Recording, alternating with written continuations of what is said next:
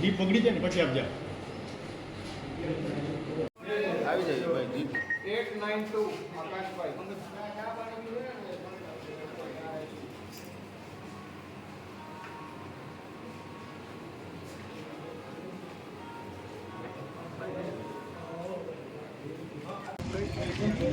અત્યારે અમે અહીંયા બધા સાથે ઘરેથી મળીને જે મતદાન કરવા આવ્યા તો દર વખત કરતાં અત્યારે અહીંયા મતદાનનો રેશિયો થોડો વધારે છે અને હું માનું છું કે એનું પરિણામ અમારા કાર્યકરો અને વહીવટતંત્રે જે મહેનત કરી છે મતદાનમાં એનું પરિણામ છે.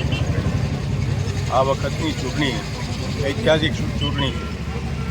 આદરણીય વડાપ્રધાનશ્રીએ બધાને લોકોને કીધેલું 400 પાર આ વખતે જોઈએ છે. 400 પાર અમને ભારતીય જનતા પાર્ટીને મળશે.